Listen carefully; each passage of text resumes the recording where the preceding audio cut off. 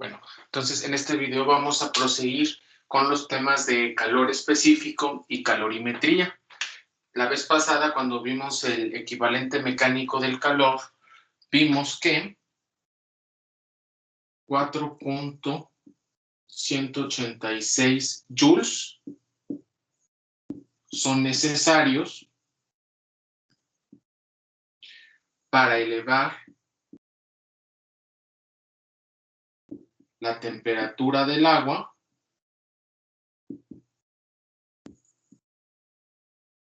un grado centígrado. Si yo quiero que el agua vaya de 14.5 a 14.5 grados centígrados, que es la definición más precisa, obviamente el cambio de temperatura le tengo que agregar algo. Entonces, ¿qué es lo que tengo que agregar? 4.186 joules, que es una caloría, para elevar la temperatura del agua de un kilo. La temperatura de 1 kilogramo de agua, ¿verdad? Ok. Entonces, de alguna forma, cuando nosotros ponemos el agua y hay fuego, el fuego le está transfiriendo energía al agua. ¿De qué manera? Sabemos que la energía se conserva, no puede desaparecer, dado que el agua no está saltando, no está rebotando, no se está moviendo, tiene que estar la energía en algún lado guardada. Entonces, vamos a decir entonces que la energía se guarda de alguna manera en forma de temperatura, ¿verdad? La energía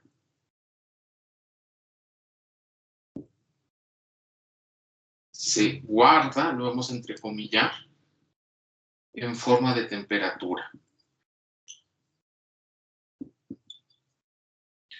A mayor temperatura quiere decir que tiene más energía interna guardada. Es lo correcto, ¿verdad? Porque de alguna forma sabemos que existe una relación entre la temperatura y la energía interna.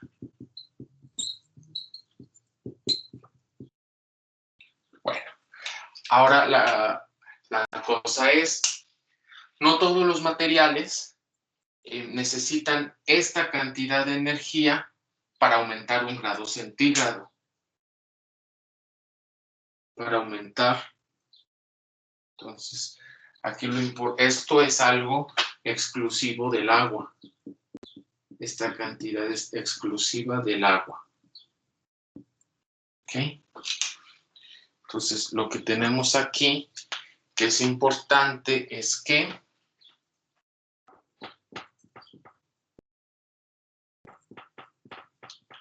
no todos los materiales o sustancias requieren de la misma cantidad de energía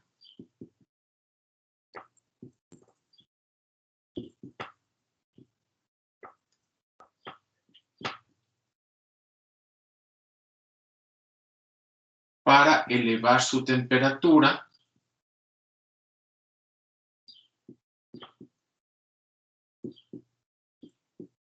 un grado centígrado. Entonces, a esta cantidad, ¿qué es lo que me dice cuánta energía necesito agregar? Se le conoce como capacidad térmica. ¿Ok? Entonces la vamos a definir de la siguiente manera. Y vamos a poner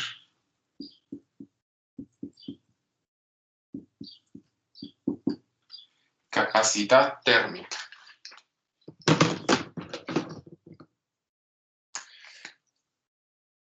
Se le conoce con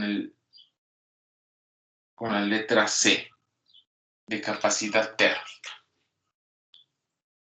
¿Okay? Creo que está mejor así. Bueno, entonces la capacidad térmica dice de una sustancia es la cantidad de energía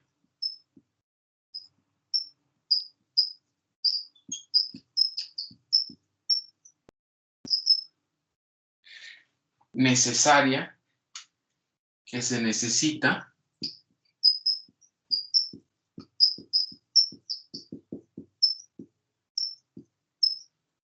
para elevar la temperatura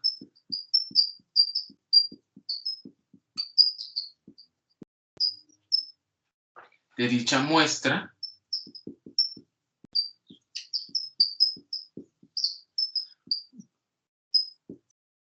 un grado centígrado. ¿Okay? Entonces,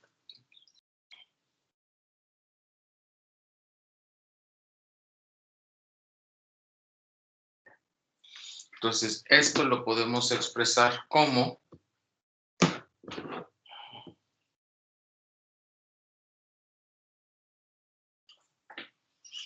borro esto.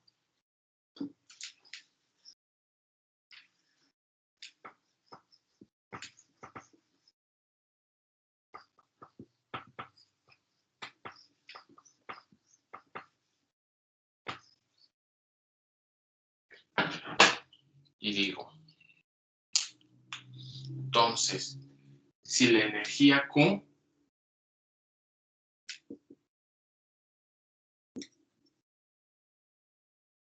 si una cantidad de energía Q produce un cambio delta T,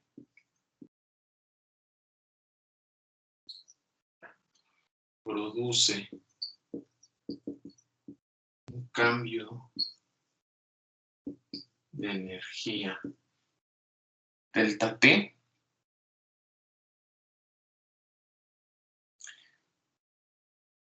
un cambio de temperatura, perdón, un cambio de temperatura.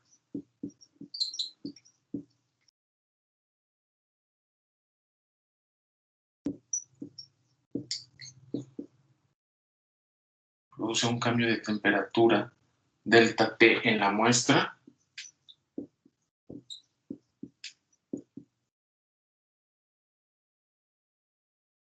Entonces, ¿qué es lo que tenemos? Que Q,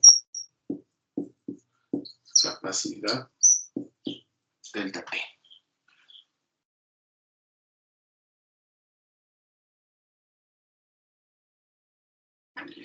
Entonces, esta es la fórmula que necesitamos donde C es capacidad calorífica.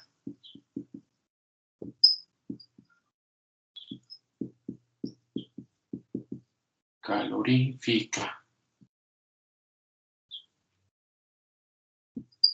Ok, esta. Muy bien. Ahora, una definición asociada es lo que se conoce como el calor específico de una sustancia. Entonces, una definición asociada es el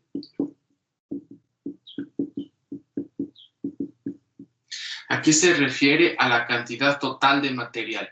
Si yo tengo 1 tonelada de hierro, aquí se refiere a qué cantidad de energía debo agregarle a esa tonelada de hierro para que aumente 1 grado centígrado. Entonces, esto se refiere a la cantidad total de material. La capacidad calorífica se refiere a la cantidad total de material. Si a mí me dicen que yo tengo un iceberg, entonces la energía que le voy a agregar o esta capacidad calorífica Q va a ser a todo el iceberg si yo quiero que aumente la temperatura 1 grado centígrado. ¿Okay? El calor específico, que es capacidad térmica por unidad de masa. ¿Okay? Entonces aquí a esta cosa le llamo capacidad térmica por unidad de masa.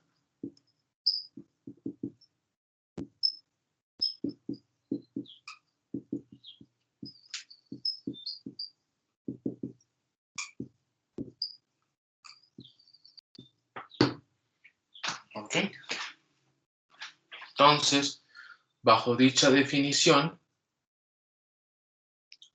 lo que tenemos es que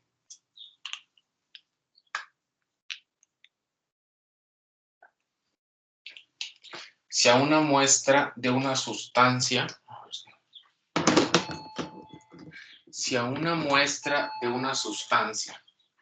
entonces,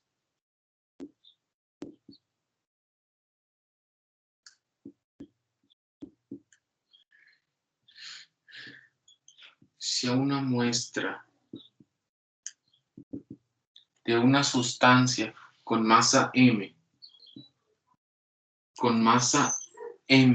se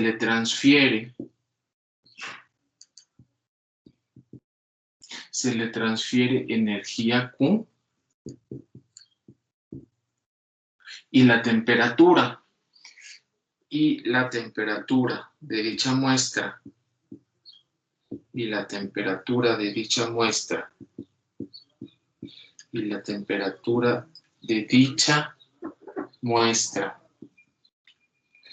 cambia en delta T de dicha muestra,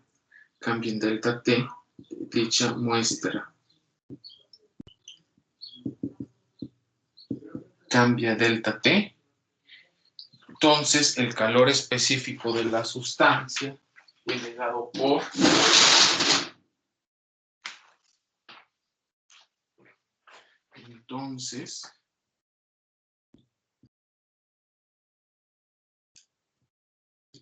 el calor específico de la sustancia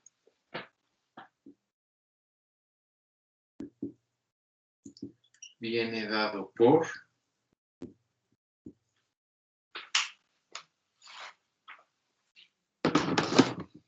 entonces aquí básicamente lo que tenemos es que capacidad calorífica es Q sobre delta T. Aquí lo que tenemos es calor por unidad de masa por delta T. Voy a ponerle así. C, que es calor específico, se le denota con una C chiquita, es capacidad calorífica por unidad de masa. Entonces esto es calor por masa por delta T.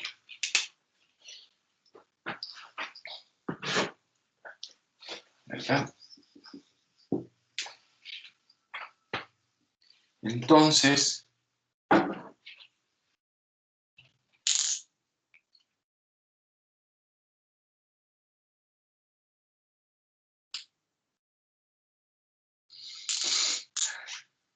el calor específico nos dice qué tan sensible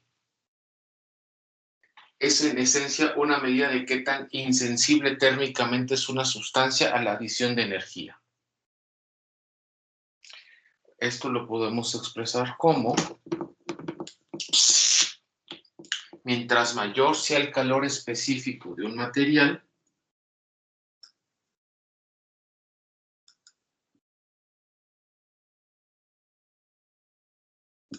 el calor específico de un material, calor específico C chiquita, de un material,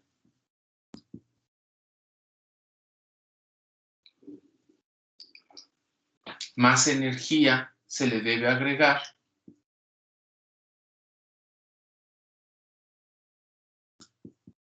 más energía debemos agregar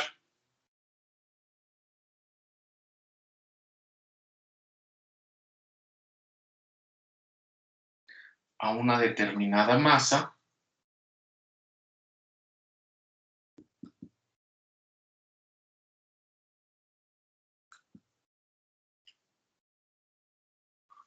para causar un cambio de temperatura.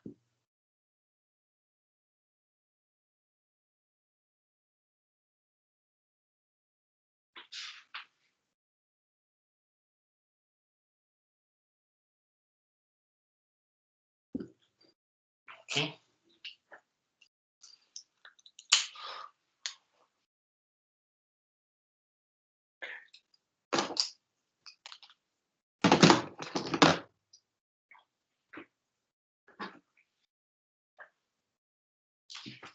Entonces,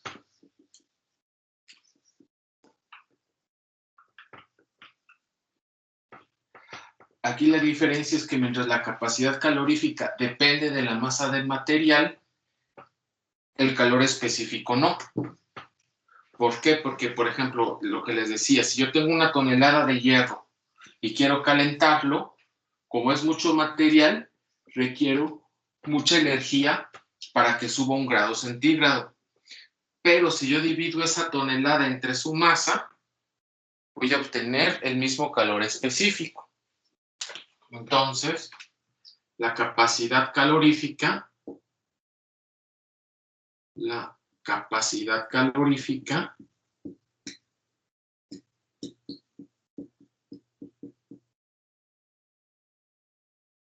capacidad calorífica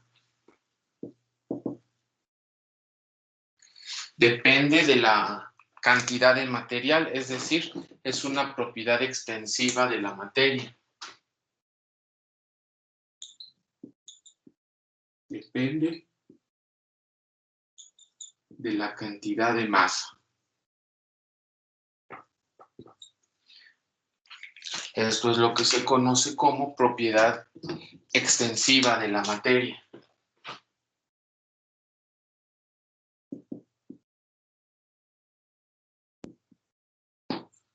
En cambio, el calor específico es independiente de la cantidad de masa.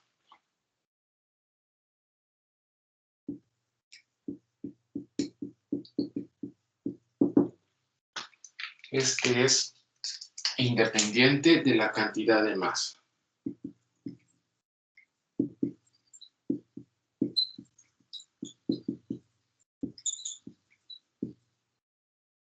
Es decir, es una propiedad intensiva de la materia. Es independiente. Es una propiedad intensiva. Bien.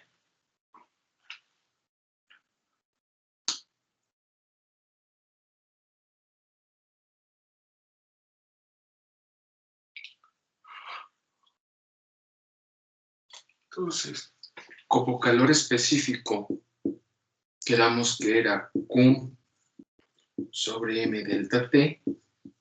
Si nosotros despejamos Q, que tenemos masa por calor específico por delta T. Esta es la fórmula.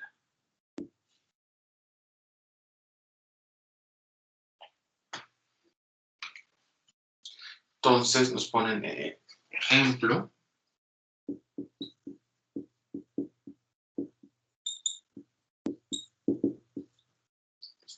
Dice, la energía requerida para elevar la temperatura de 0.5 kilogramos de agua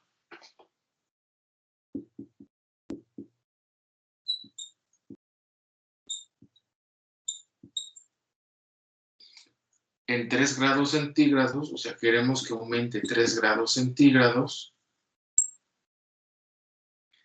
es, el calor específico del agua es de 4.186 joules por kilogramo grado centígrado. Entonces me piden calcular la cantidad de energía que requiero. Entonces, en este caso, todo lo que tengo que hacer es Q, es sustituir datos, poner la masa,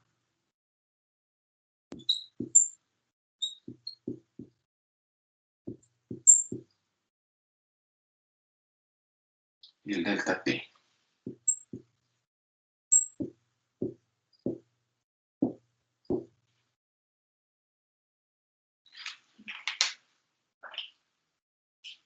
Ok, entonces,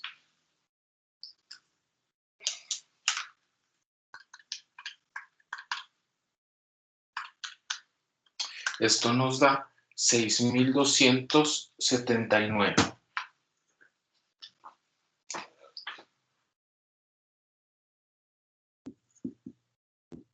joules. ¿Ok? Y ya. Ahora, Aquí nada más como nota, si delta T aumenta,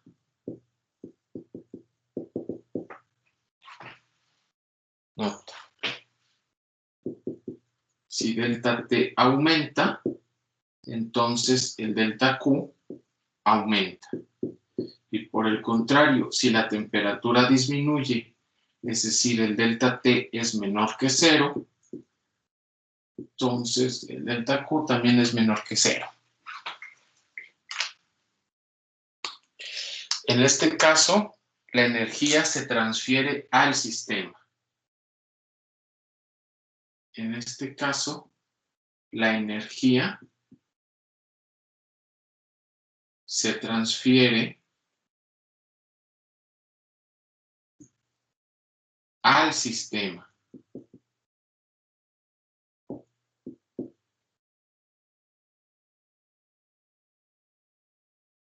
¿Cómo sabemos que se transfiere al sistema? Porque aumenta su temperatura.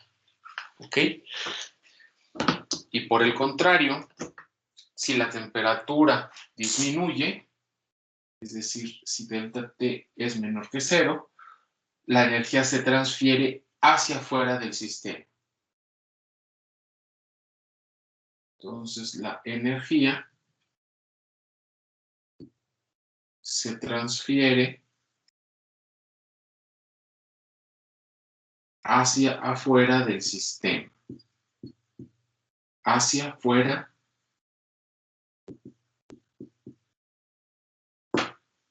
del sistema. ¿Ok?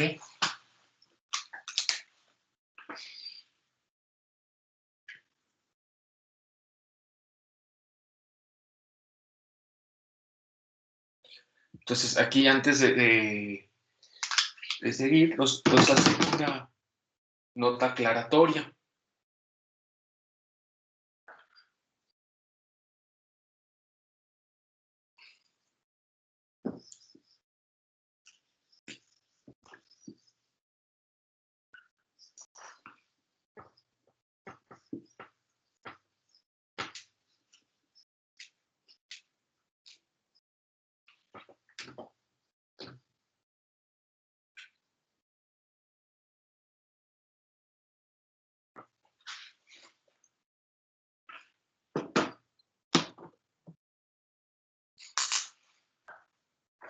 Nos ponen una nota.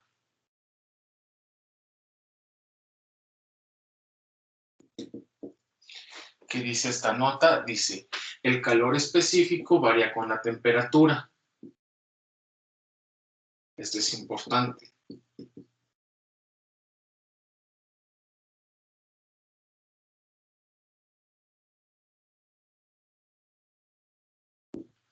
Ok. Sin embargo, estos cambios realmente son pocos. Entonces, sin embargo,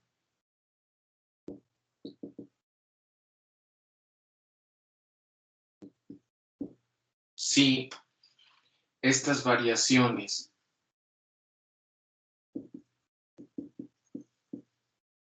son muy ligeras,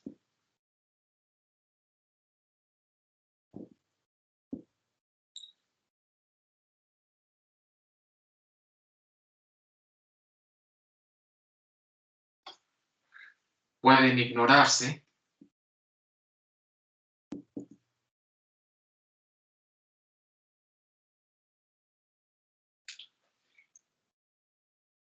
y podemos tratar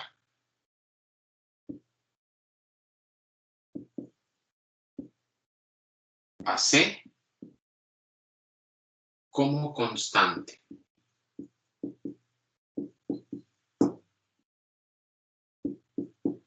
¿Okay? El caso si no fuera constante, esto es, cuando C es constante, llegamos a esta fórmula. El cambio de temperatura, masa por calor específico por delta T. Y generalmente se asume que esta es una constante. Ahora, Pregunta, ¿qué pasa si C no es constante? ¿Qué es lo que dice aquí? El calor específico varía con la temperatura. Entonces C vendría siendo una función de la temperatura. Entonces, el cambio, en lugar de hacer esto, tendríamos que hacer una integral, ¿verdad? Donde es la masa.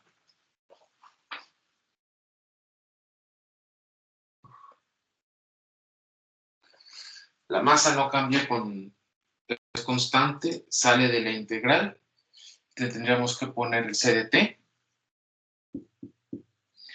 El delta T lo hacemos un diferencial y lo pondríamos abajo, temperatura inicial, temperatura final. Esa sería la expresión general. Esta.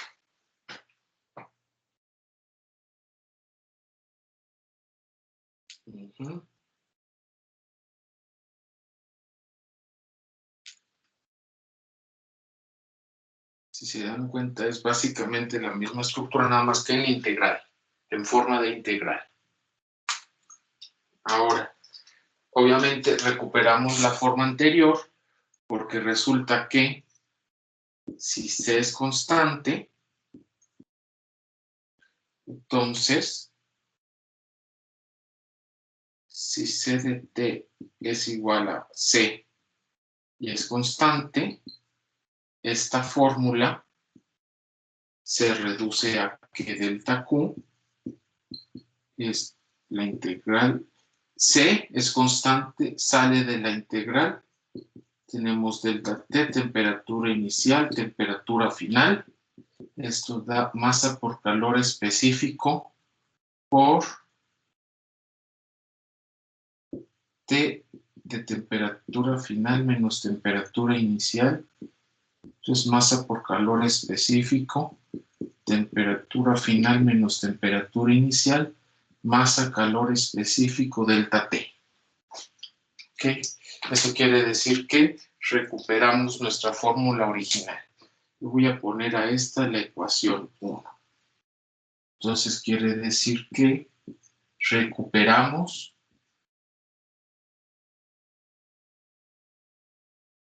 la ecuación 1. Entonces, generalmente, si no cambia mucho y el problema no lo dice, es este. Y si no, acaba con este.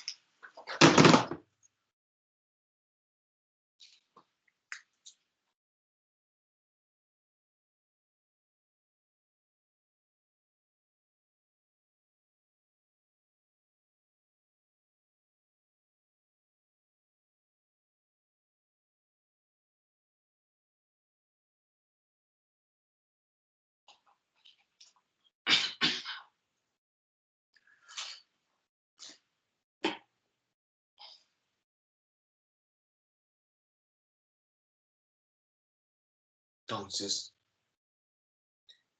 aquí lo que nos dicen con lo del calor específico, nos explican sobre la temperatura en las costas. Nos dicen que, por ejemplo, está el agua en la playa en la costa oeste de Estados Unidos. Y nos ponen como un dato que es importante saber. Dato. El agua tiene el mayor calor específico de todos los materiales comunes.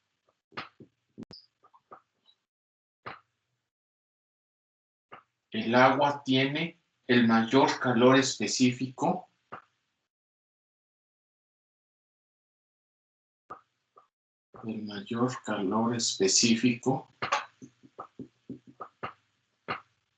de todos los materiales comunes.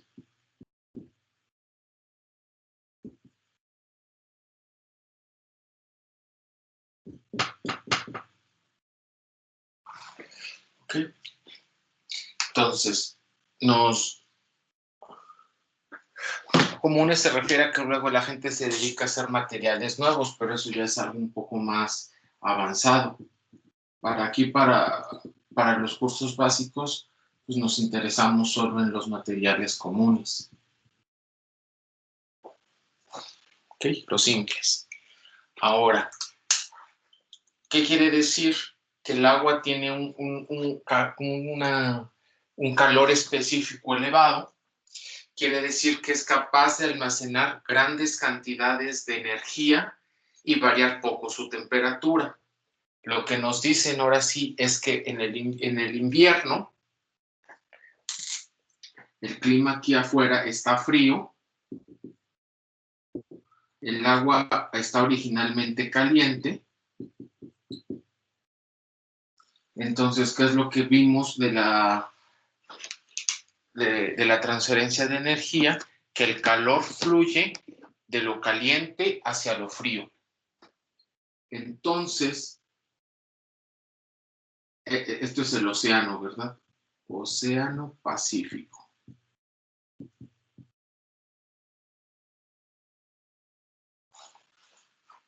Okay. Entonces, el agua caliente almacena una gran cantidad de energía. Entonces, obviamente, lo que buscan los materiales es llegar a una temperatura común. Entonces, en el equilibrio térmico, lo que van a buscar el ambiente y el aire es llegar a una temperatura común.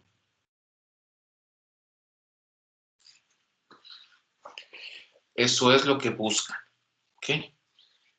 Bueno, Océano Pacífico, déjame lo pongo por otro lado.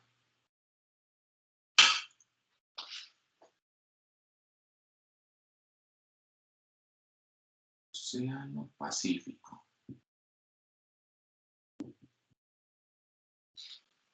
Hacen del Océano Pacífico. Bueno. Entonces,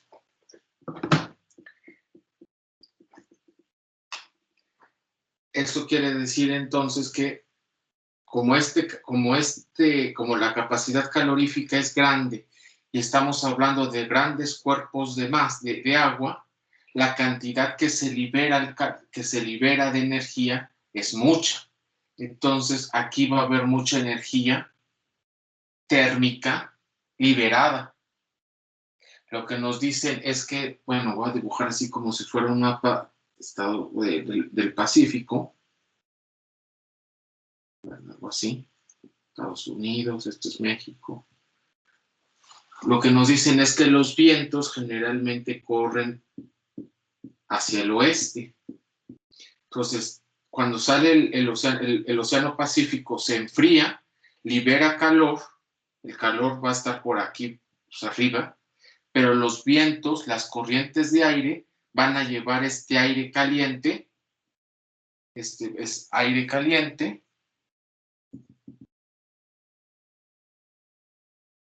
y van a llevar el aire caliente tierra adentro. Entonces, las corrientes de aire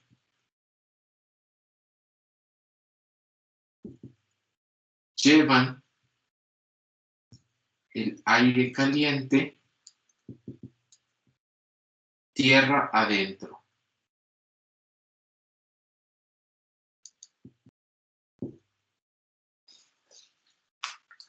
Básicamente eso es lo que nos dice.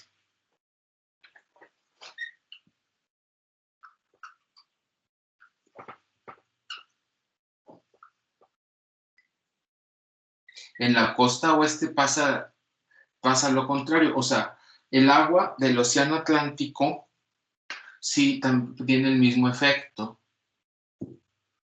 Se enfría, saca energía en forma de aire caliente, energía térmica, pero como los vientos van de oeste a este, en lugar de llevarla hacia adentro del continente, la van a empujar hacia afuera. Entonces, pues se siente el frío. ¿Okay? Por eso, esto es una explicación de por qué en los estados del oeste hace más calor, sobre todo en Estados Unidos, porque los climas son muy fríos, que en los del este. ¿Ok? Esa es una explicación.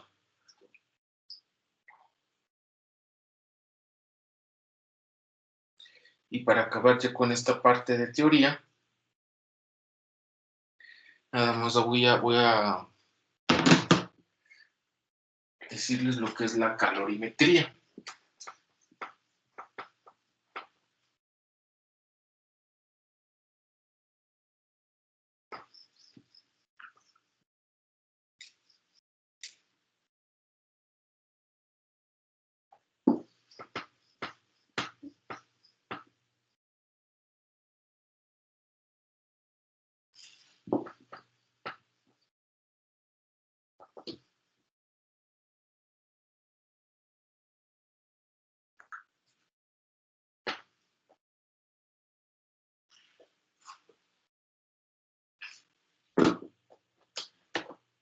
Calorimetría.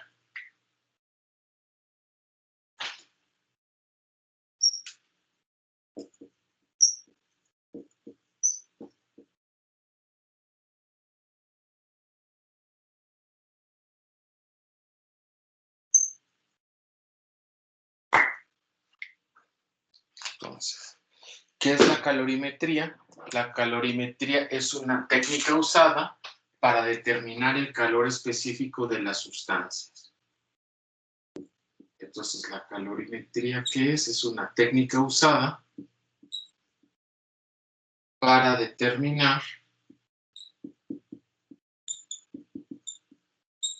el calor específico de las sustancias. El calor específico de las sustancias.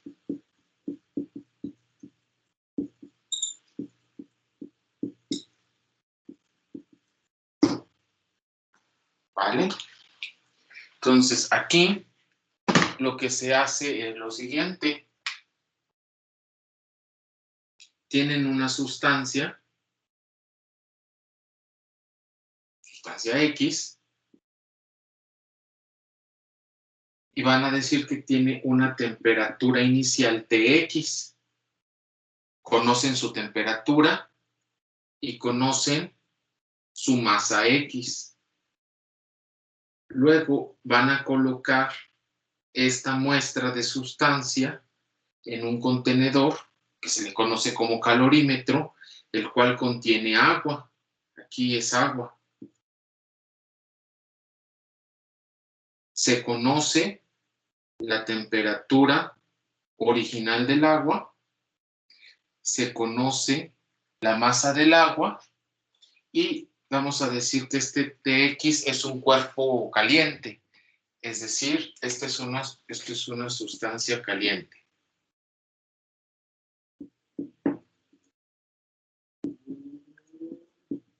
¿Qué quiere decir? ¿Qué nos referimos con sustancia caliente? Que Tx es mayor que Tw. Entonces lo que se hace es sumergir esta sustancia aquí y se deja que agarren que alcancen el equilibrio térmico. Es decir, ambas sustancias van a confluir hacia una temperatura común. Temperatura final, que va a ser una temperatura común. Y ya habíamos dicho que eso es el equilibrio térmico. ¿Okay? Lo importante aquí es que va a haber un intercambio de energía. Esta sustancia, la X, la caliente, la temperatura final va a ser mayor que la del agua porque es agua fría. Entonces, el equilibrio térmico va a ser más caliente que el agua fría, pero va a ser más frío que la temperatura original de X. ¿Okay? Por ejemplo, este tipo de relaciones es importante que empiecen a desarrollar su lógica. Cuando resuelvan problemas de estos y les pidan calcular la temperatura final de la muestra y les sale que la temperatura final es más fría que la del agua inicial o más caliente que la temperatura de la sustancia X, el problema está mal. sabemos que el equilibrio se va a encontrar en algún punto intermedio entre la temperatura fría del agua y la temperatura caliente del calorímetro. En algún punto de ahí va a estar esto. ¿Ok? Entonces, si hacen el problema y les sale que la temperatura final es más fría que la del agua fría o más caliente que la de la sustancia caliente, eso automáticamente está mal. ¿Ok? Ahora, regresando a las transferencias de energía, lo que tenemos es que la sustancia caliente va a liberar energía porque se está enfriando. Al perder temperatura, pierde energía. Entonces vamos a decir que tenemos un Q caliente. Q caliente va a ser energía liberada por la muestra. Obviamente, como la temperatura se está enfriando, este Q caliente va a ser negativo. ¿Por qué? Porque como se enfría, delta T es, la muestra se enfría, ¿verdad?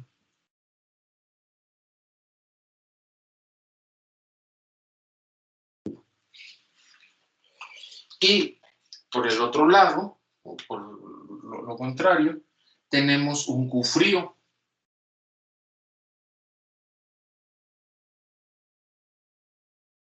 El calor frío es la energía que entra al agua, cantidad de energía que entra al agua.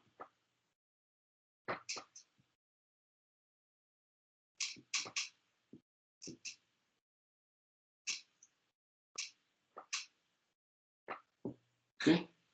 El agua se calienta porque estaba más fría, pero recibe energía, entonces su temperatura aumenta, ¿verdad? Si su temperatura aumenta, entonces el Q frío va a tener un signo más. Ahora bien, como esto es un sistema aislado, o sea, el calorímetro llega y se cierra, como si fuera un topper, la energía se debe de conservar ahí adentro. Entonces, la energía que sale de la sustancia X debe de ser la misma energía que entra al agua. Entonces, de aquí llegamos a esta relación, Q frío, que quedamos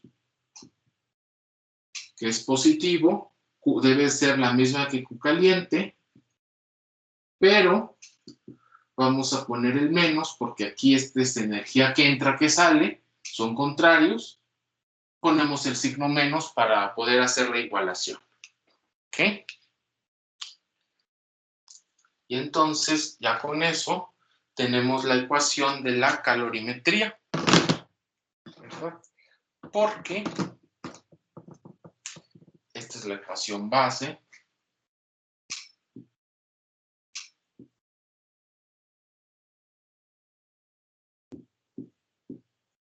Esta es la ecuación base.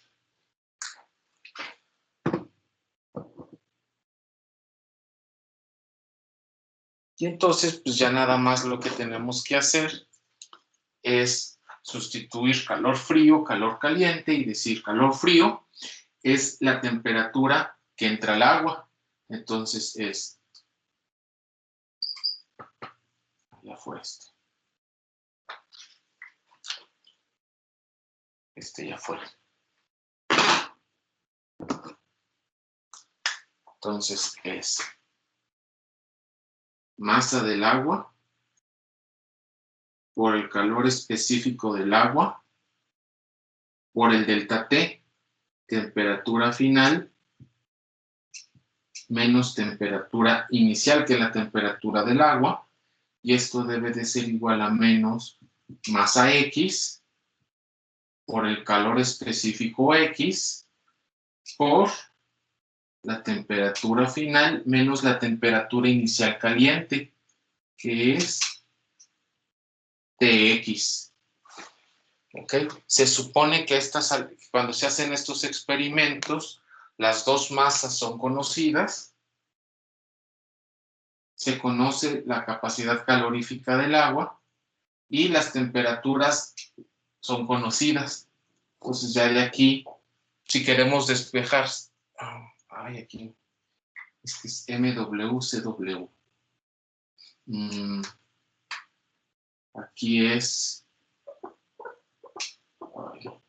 por abajo.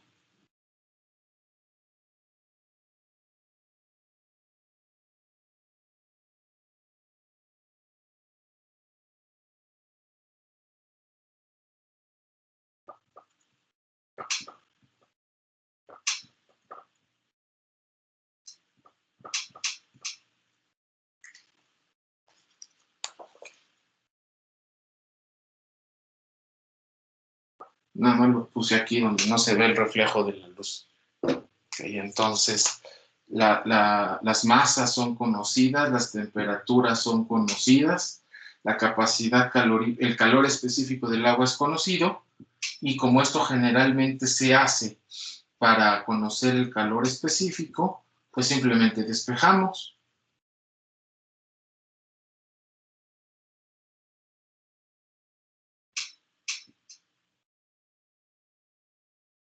Un signo menos aquí.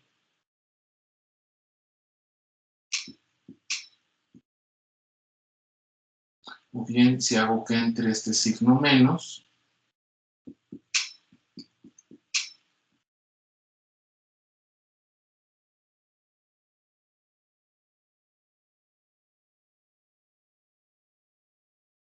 lo hago que entre abajo, porque Tx,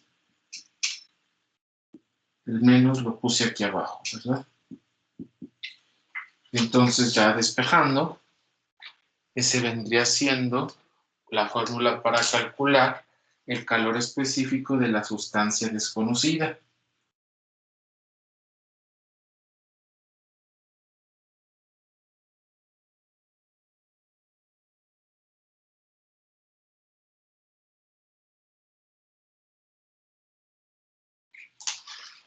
¿Verdad? Este de aquí.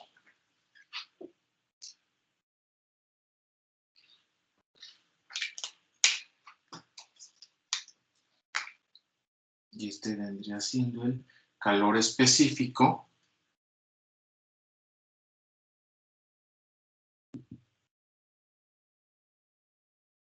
de la sustancia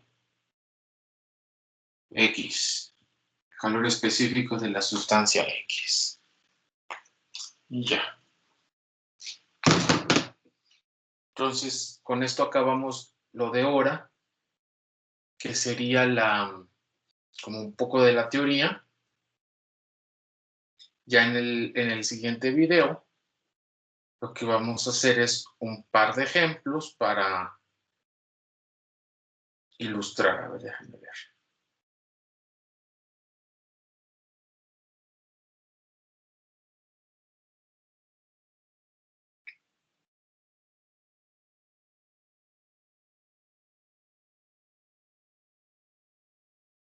Sí. Entonces, en el siguiente video resolvemos un par de ejemplos y ya. Y es referentes a esto. Esto fue la teoría. Pero eso sería hasta el siguiente video. ¿Ok? Bueno, adiós.